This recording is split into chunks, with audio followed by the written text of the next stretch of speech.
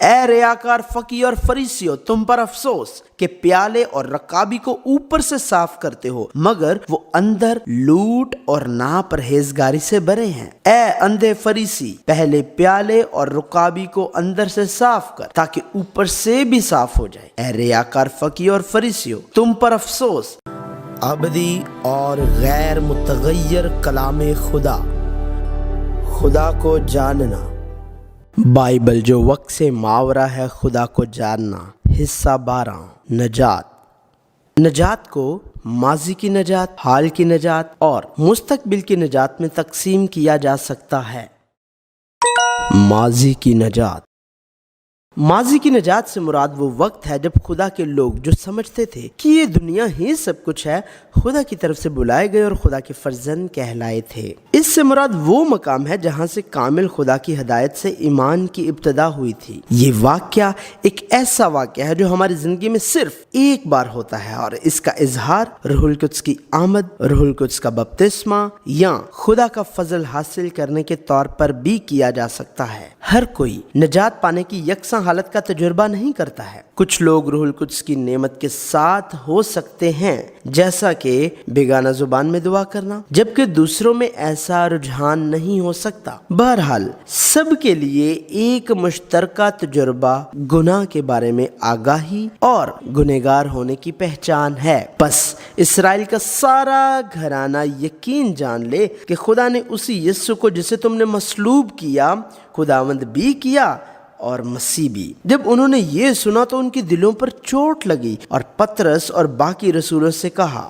اے بھائیو، ہم کیا کریں؟ پطرس نے ان سے کہا کہ توبہ کرو اور تم میں سے ہر ایک اپنے گناہوں کی معافی کے لیے یسوع مسیح کے نام پر بپتسمہ لے تو تم روح القدس انعام میں پاؤ گے۔ اس عمل کے دوران وہ زندگی جو گناہ کے لیے بے حس تھی، گناہ کی بدصورتی کو دریافت کرتی اور اس سے منہ موڑتی ہے، کیونکہ روح القدس یعنی خدا کا روح دل میں داخل ہوتا ہے۔ یقیناً گناہ سے منہ موڑنے کا مطلب یہ نہیں ہے کہ کوئی شخص گناہ کے اثر سے بالکل آزاد ہے، بلکہ یقینی طور پر گناہ کے رجحان سے روح گردانی ہوتی ہے۔ نیز اس شخص کو یہ احساس ہوتا ہے کہ وہ ایک گنہگار ہے اور اس گناہ سے آلودہ ہے جس سے وہ بے حس رہا ہے اور اپنی زندگی کے لیے مایوسی محسوس کرتا ہے۔ اس گناہ کے دائرہ کار میں وہ تمام گناہ شامل ہیں جو سرزد ہوتے ہیں، نہ صرف عمل کے گناہ بلکہ ذہنی سوچ کے گناہ بھی۔ اور یہاں کچھ ایسا بھی ہے جو ہمیں جاننا چاہیے۔ اگر ہم روح القدس کے فضل سے پہچان لیتے ہیں کہ ہم گنہگار ہیں تو ہم نہ صرف اپنے گناہوں کا احساس کریں اور توبہ کریں بلکہ خدا اور یسوع مسیح کے ساتھ ہمارا نامکمل تعلق جو گناہوں سے پہلے تھا کا احساس بھی کریں گے۔ لہٰذا وہ لوگ جو اخلاقی طور پر درست زندگی گزارنے کا دعویٰ کرتے ہیں وہ بھی بعض اوقات اپنے گناہوں کا اعتراف کرتے ہیں، اور جب خدا کا فضل ان کو چھوتا ہے تو رات بھر اپنے گناہوں سے توبہ کرتے ہیں۔ حال کی نجات۔ اگر ماضی کی نجات ایک وقتی واقعہ ہے تو موجودہ نجات ایک مسلسل واقعہ ہے۔ یقیناً خدا کا فضل اور روح القدس کی موجودگی گناہ کے بارے میں آگاہی اور گنہگار ہونے کے احساس کا باعث بنتی ہے۔ تاہم اگرچہ انہیں خدا کے فرزندوں کا درجہ مل چکا ہے، وہ اب بھی گناہ کے اثر سے آزاد نہیں ہیں اور اکثر اپنے آپ کو گناہ سے بھرپور زندگی کے نمونوں سے بچنے کی بار بار کوشش کرتے ہوئے پاتے ہیں۔ یہ سچ ہے کہ ہم ماضی کی نجات کے ذریعے نظریاتی اور منطقی طور پر بچائے گئے تھے، یہ بلا شبہ ہے۔ کون ہم کو مسیح کی محبت سے جدا کرے گا؟ مصیبت یا تنگی یا ظلم یا کال یا ننگا پن یا خطرہ یا تلوار؟ چنانچہ لکھا ہے کہ ہم تیری خاطر دن بھر جان سے مارے جاتے ہیں، ہم تو ذبح ہونے والی بھیڑوں کے برابر گنے گئے، مگر ان سب حالتوں میں اس کے وسیلے سے جس نے ہم سے محبت کی ہم کو فتح سے بھی بڑھ کر غلبہ حاصل ہوتا ہے، کیونکہ مجھ کو یقین ہے کہ خدا کی جو محبت ہمارے خداوند مسیح یسوع میں ہے اس سے ہم کو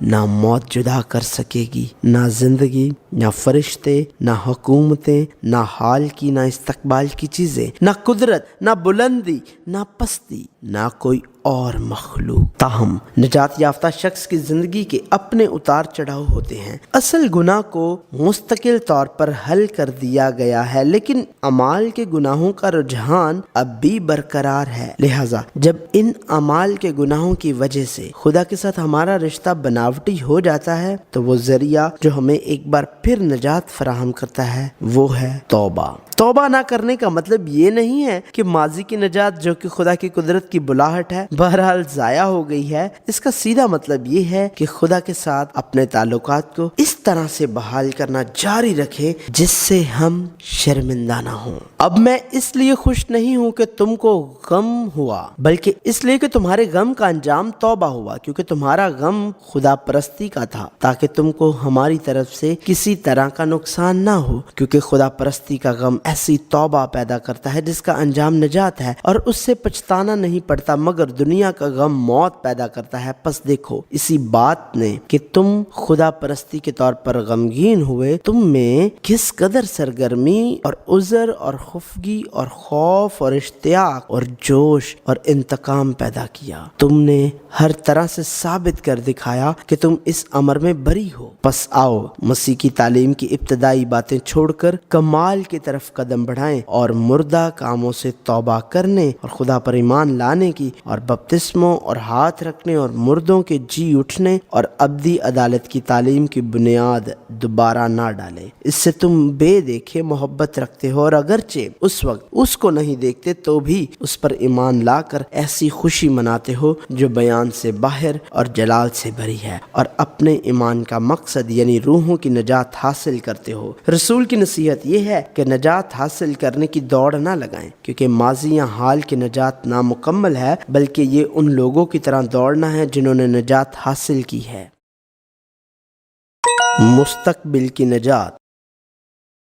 یہ کہنے کی ضرورت نہیں ہے کہ مستقبل کی نجات وہ مکمل نجات ہے جو ہمیں اس وقت ملے گی جب ہمارا خداوند یسوع مسیح اس زمین پر خدا کی ابدی بادشاہی قائم کرنے کے لیے واپس آئے گا۔ بلا شبہ خداوند یسوع مسیح کی دوسری آمد سے پہلے ہم نجات پا سکتے ہیں اور اپنی موت کے بعد خدا کی بادشاہی میں جا سکتے ہیں، لیکن اس وقت نجات مکمل نہیں ہے۔ چنانچہ ہم تم سے خداوند کے کلام کے مطابق کہتے ہیں کہ ہم جو زندہ ہیں اور خداوند کے آنے تک باقی رہیں گے سوئے ہووں سے ہرگز آگے نہ بڑھیں گے، کیونکہ خداوند خود آسمان سے للکار اور مقرب فرشتے کی آواز کے ساتھ اور خدا کے نرسنگے کے ساتھ اتر آئے گا، اور پہلے تو وہ جو مسیح میں موئے جی اٹھیں گے، پھر ہم جو زندہ باقی ہوں گے ان کے ساتھ بادلوں پر اٹھائے جائیں گے تاکہ ہوا میں خداوند کا استقبال کریں، اور اس طرح ہمیشہ خداوند کے ساتھ رہیں گے۔ مستقبل کی نجات نجات کی تکمیل ہے۔ اگر بلاہٹ جو ماضی کی نجات ہے نجات کا آغاز ہے، تو خدا کی بادشاہی میں خدا کے ساتھ رہنا نجات کی حقیقی تکمیل ہے۔ تاہم نجات کو صرف مستقبل کی نجات کے طور پر نہیں دیکھا جانا چاہیے۔ مستقبل کی نجات کے بغیر صرف ماضی کی نجات اور حال کی نجات کے ساتھ نجات کی وضاحت کرنا ناممکن ہے، لیکن ماضی اور حال کی نجات کے بغیر صرف مستقبل کی نجات کے ساتھ نجات کی وضاحت کرنا بھی ناممکن ہے۔ ہم نے منطقی وضاحت کے لیے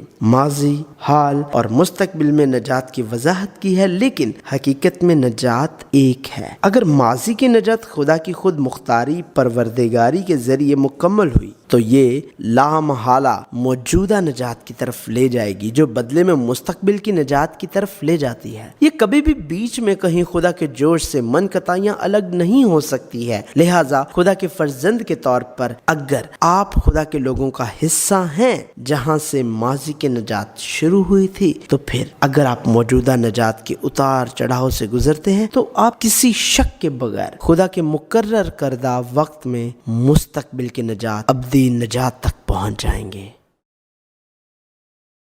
نجات کے بارے میں غلط فہمیاں۔ بائبل میں نجات کا حتمی مقصد اور سمت خدا باپ کے ساتھ بحالی ہے۔ جب کوئی صورتحال حل ہو جاتی ہے تو ہم اکثر کہتے ہیں کہ ہم نجات پا گئے ہیں، لیکن یہ بالآخر وہ نجات نہیں جو بائبل بتاتی ہے۔ بائبل بیان کرتی ہے حقیقی نجات دہندہ जो आया वो यीशु मसीह है और किसी दूसरे के वसीले से नजात नहीं, क्योंकि आसमान के तले आदमियों को कोई दूसरा नाम नहीं बख्शा गया जिसके वसीले से हम नजात पा सकें। और यीशु ने बहुत से बीमारों को शिफा दी और उसकी शोहरत तमाम सूरिया में फैल गई और लोग सब बीमारों को जो तरह तरह की बीमारियों और तकलीफों में गिरफ्तार थे और उनको जिनमें बदरूहें थीं और मिर्गी वालों और मफलूजों को उसके पास लाए और उसने उनको अच्छा किया। ताहम हमें ये समझना चाहिए कि यीशु के इस जमीन पर आने की वजह सिर्फ बीमारों को शिफा देना नहीं थी। यीशु जब इस दुनिया में आया तो उसने खुदा की बादशाही की मिसालों के तौर पर जो 3 काम किए वो ये थे: खुदा की बादशाही की मुनादी करना, खुदा की बादशाही के बारे में तालीम देना और बीमारों को शिफा देना। दूसरे लफ्जों में उसने हकीकी कमाल को जाहिर किया जो कि खुदा की बादशाही में आर्जी तौर पर बीमार होने की नामुकम्मल हालत को शिफा याबी के कमाल के साथ हासिल किया जाएगा। बीमारों को शिफा देना भी खुदा की बादशाही की वजाहत करने का एक तरीका था। बाइबल में यीशु वाज़े तौर पर इस वजह को जाहिर कर रहा है कि यीशु इस जमीन पर क्यों आया था। यीशु शरीयत को पूरा करने के लिए आया था, सुरा कराने के लिए नहीं, बल्कि तलवार चलाने, जुदाई कराने और जमीन पर आग भड़काने के लिए आया था। यीशु बहुत से लोगों के लिए फिदिया के तौर पर अपनी जान देने आया था, खुशखबरी सुनाने के लिए, एक भेड़ की तरह जिंदगी देने और उसे कसरत से देने आया और शैतान के कामों को तबाह करने के लिए आया था। ताहम सबसे बढ़कर यीशु के आने की सबसे बड़ी वजह गुनहगारों को बुलाना और निजात देना था। उसके बेटा होगा और तू उसका नाम यीशु रखना, क्योंकि वो ही अपने लोगों को उनके गुनाहों से निजात देगा। मगर तुम जाकर इसके मानी दरियाफ्त करो कि मैं कुर्बानी नहीं बल्कि रहम पसंद करता हूँ, क्योंकि मैं रास्तबाजों को नहीं बल्कि गुनहगारों को बुलाने आया हूँ। क्योंकि खुदा ने बेटे को दुनिया में इसलिए नहीं भेजा कि दुनिया पर सजा का हुक्म करे, बल्कि इसलिए कि दुनिया उसके वसीले से निजात पाए। अगर कोई मेरी बातें सुनकर उन पर अमल ना करे तो मैं उसको मुजरिम नहीं ठहराता, क्योंकि मैं दुनिया को मुजरिम ठहराने नहीं बल्कि दुनिया को निजात देने आया हूँ। ये ठीक है, बाइबल में हतमी निजात ज़ाहरी मुज़ाहर से निजात नहीं है बल्कि गुनाह से निजात और गुनहगारों से निजात है। बिलाशुबा खुदा की अजीम मोहब्बत से, बीमारी से निजात और हालात और सूरत हाल से निजात आर्जी तौर पर हो सकती है। ताहम ये समझना जरूरी है कि ये निजात का हतमी मकसद या मानी नहीं है। मजीद बरां, अगर निजात की ये आर्जी शक्लें रूह की हतमी निजात का बायस नहीं बनती हैं तो ये वो अशकाल नहीं है जिसे बाइबल निजात के नाम से ताबीर करती है। निजात पाने या निजात याफ्ता शख्स के तौर पर निजात के मानी, हाल और मुस्तकबिल के तमाम वाक़यात खुदा के खुद मुख्तार अमाल हैं। खुदा ही उसे शुरू करता है और खुदा ही मुकम्मल करता है। ताहम हम अक्सर इस निजात की तरतीब को गलत समझते हैं, क्योंकि एक मसीही जो ईमान में कुछ जोश दिखाता है उसका हतमी मकसद निजात है, लेकिन हम ईमान के जोश के जरिए नहीं बचाए गए। खुदा हमें माजी के निजात के वाक़यात देख कर निजात का फजल देता है, यानी हम उन लोगों की तरह पुरजोश हो जाते हैं जिन्होंने ये फजल हासिल किया है। अगर हमारी बेहतरीन कोशिशों का मकसद हतमी निजात हासिल करना है तो हम बड़ी गलती पर हैं। इसका मतलब है कि हम फरीसियों के कानूनी ज़वाबत पर अमल पैरा हैं, जो हमें खुदा की बजाय निजात का अमल शुरू करने की इजाजत देता है। हकीकी निजात दहिंदा, वाहिद निजात दहिंदा यीशु मसीह ने इसी वजह से फरीसियों की सख्ती से सरजनिश की। ए रियाकार फकी और फरीसियों, तुम पर अफसोस कि प्याले और रकाबी को ऊपर से साफ करते हो मगर वो अंदर लूट और नापरहेजगारी से भरे हैं। ए अंधे फरीसी, पहले प्याले और रकाबी को अंदर से साफ कर ताकि ऊपर से भी साफ हो जाए। ए रियाकार फकी और फरीसियों, तुम पर अफसोस कि तुम सफेदी फिरी हुई कब्रों की मानिद हो, जो ऊपर से तो खूबसूरत दिखाई देती हैं मगर अंदर मुर्दों की हड्डियों और हर तरह की नजासत से भरी हैं। ए सांपो, ए अफी के बच्चों, तुम जहन्नुम की सजा से क्यों कर बचोगे? खुदा ने हमें बचाया। निजात जो हमारी अपनी कोशिशों से हासिल नहीं की जा सकती, सिर्फ खुदा के जोश से हासिल हुई थी। ये इसलिए है कि यीशु मसीह ने, जो खुद खुदा है, सलीब पर तमाम गुनाहों की तमाम सजा बर्दाश्त की और फजल के जरिए खुदा के फर्जंदों के लिए कफारा की कीमत दी, ताकि हम खुदा के फर्जंद कहलाएं जिन्होंने निजात पाई है اور ان لوگوں کے طور پر جنہوں نے آزادانہ طور پر ابدی نجات کا انمول تحفہ حاصل کیا ہے، ہمیں اس خوشخبری کے مطابق زندگی گزارنے کی دوڑ لگانی چاہیے۔